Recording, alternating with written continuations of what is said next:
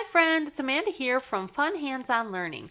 Today I thought we would take a quick look inside my planner from this past week. I'm going to take this little sheet out for a second. I'll show you that in a minute.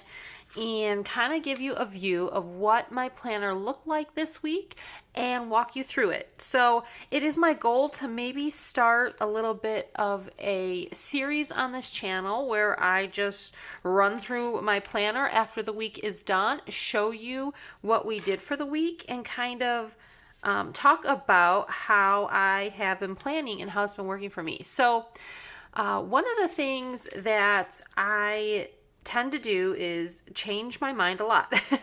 I change the way we do things every year, and sometimes even multiple times in a year. So I started the year out planning like actually I've been doing for the last couple of years, which is writing out the subjects on one side and my students' names on the top. So I still kept with my students' names on the top. So these are the 5 students that I am planning for currently. And I have, if you've never seen my channel before, I have 8 sons and we homeschool. I'm a former teacher. I taught in a classroom for 10 years, and then I came home to homeschool my kids, and we have been homeschooling now for 9 years.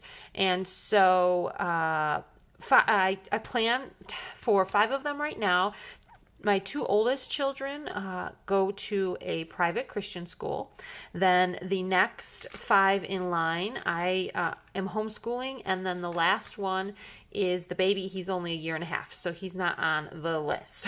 So I just have the kids that I'm currently planning for here. So I plan for 5 out of the 8. And let's just kind of run through what I was doing. Was I was putting their names up here, and then I was putting subjects on the side, because when I was a teacher, that's kind of how I did it. I didn't put names at the top, but I would have all the subjects, and then I would have the days of the week. So then for a while with homeschooling, I had their names at the top, and then I had the subjects here, and then I would write like what I wanted Mark to do for Bible that day, and what I wanted him to do for history, and what I wanted him to do for math, and and so on. Obviously, I didn't have enough boxes, so I would always kind of like double up or things like that.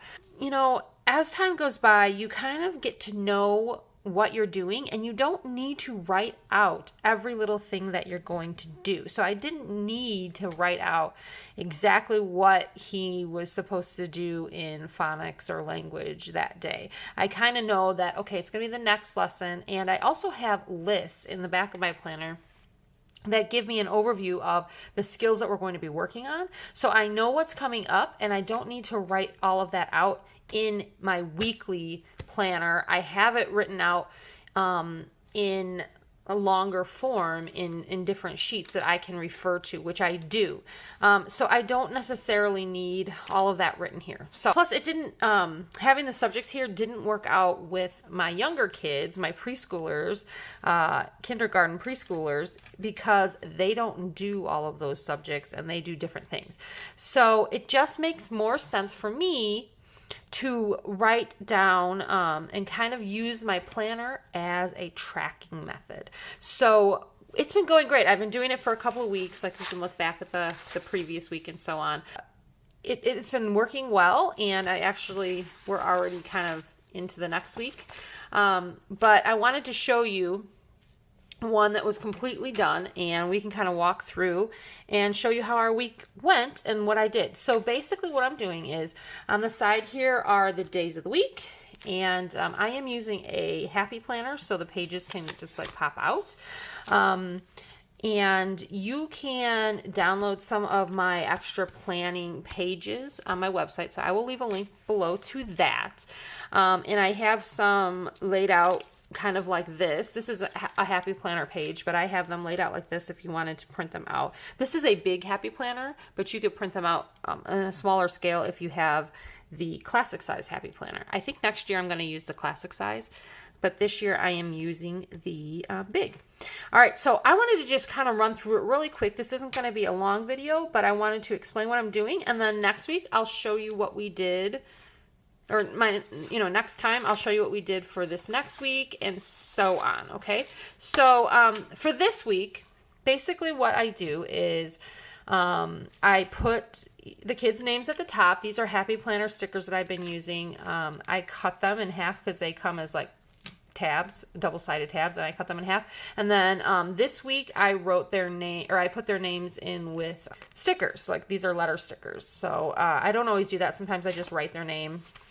The week before this, I put their name in with stamps. But anyway, so I like to decorate it.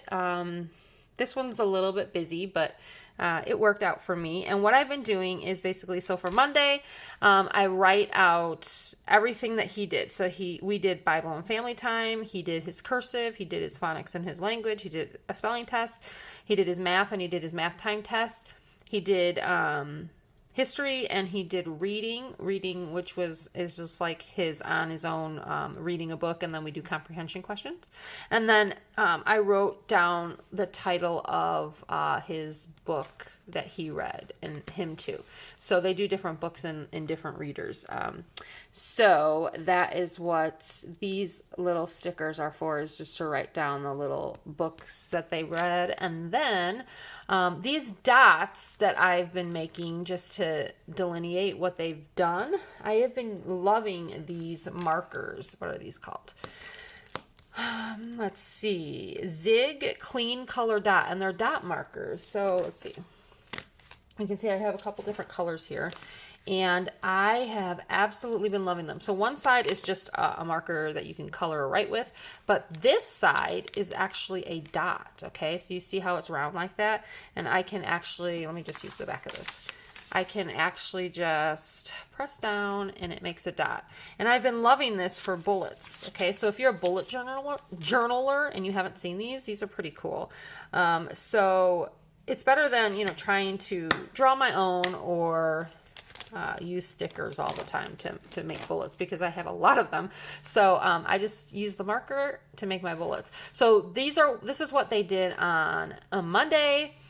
Here's what some of my preschoolers did. So for my preschoolers, I wrote down the activities that they did. So in a previous video, I showed you how I have this little pop-in sheet that I pop into my planner, and I write down all of the hands-on activities that I have planned for my preschoolers for the week. And here you can see these are all the ones that I had planned out, and then I checked them off as they finished them, and I wrote them in on the day that we did them. So this day he did letter fishing, and we read 3 stories, and he did Bible and family time with us. I'm going to skip Tuesday for a minute. On Wednesday, he did the flower shape match activities. So I wrote that down and I crossed it off. And then he did the number count to puzzles to 13. And we did family and Bible time that day as well.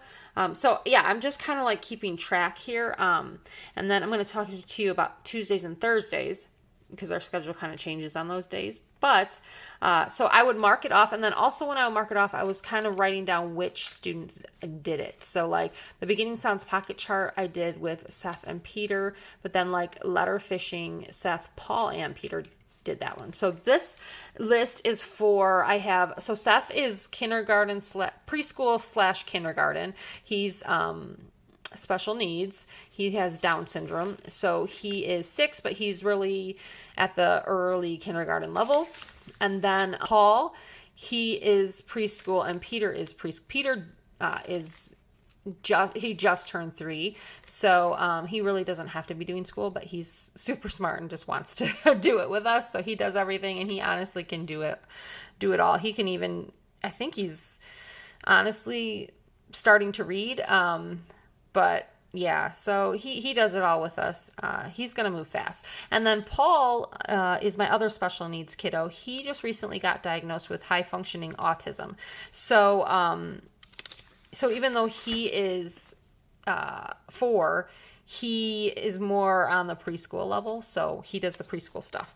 So anyways, that's that. So I have, and then these are my elementary kids. So I have a second grader and a third grader. So that's what this is. These are all typical kids. So Mark, James, and Peter are typically functioning kids. And then these are my 2 special needs. So out of my 8 kids, I have 2 that have special needs.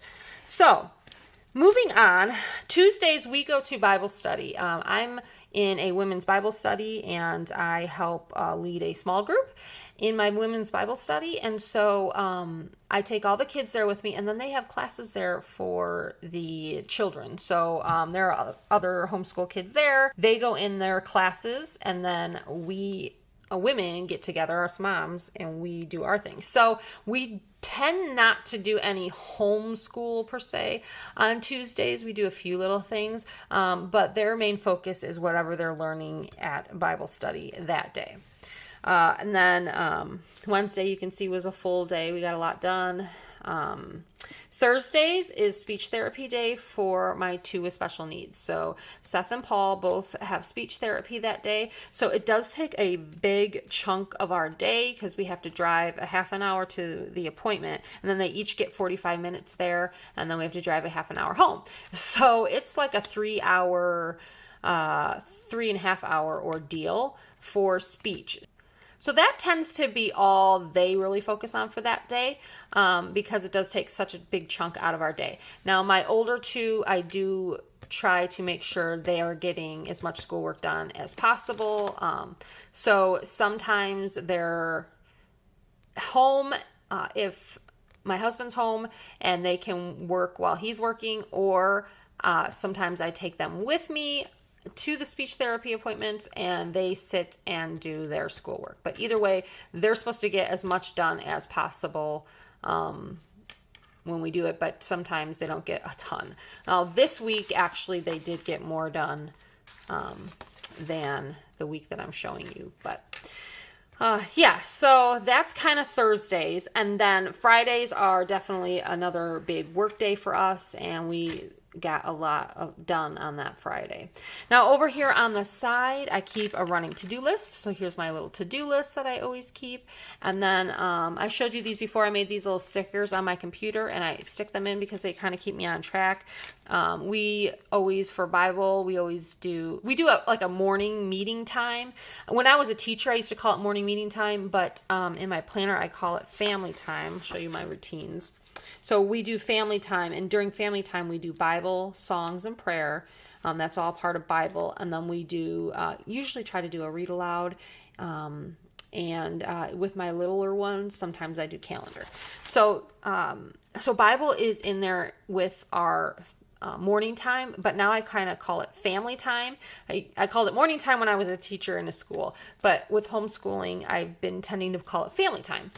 And so during family time, we do Bible, and during Bible, we sing worship songs, and we pray, and we do catechism. Now, this is not like Catholic catechism. We're not Catholic. We're evangelical Christians, non-denominational. So, but what I mean by this is we have a book, and it walks us through the Westminster catechism. So basically it's getting the children used to Christian doctrine, and so they have to answer the question. So you ask them a question and they answer it. So who made you? And the answer is God made me. That's the very first question. And so they learn the answers, and it just helps them to understand the Christian faith and what we're learning, so that they have a foundation, and hopefully it leads them to salvation in Christ. So that's what we do. So we are memorizing all of those questions and answers. And then we do our story time, and I have been writing a curriculum called Bible Fun for Young Ones. And if you have that curriculum, I'd love to hear comments below how it's going for you. We have been breaking out activities with that curriculum, and that's been kind of fun. So I usually just leave this space to write kind of what we're doing and what we've been working on. And I'm currently working on Jesus Calms the Storm, and I'm getting activities up on my website for that one. But I try them out with my kids first a lot of times before I post them. So that's what that is.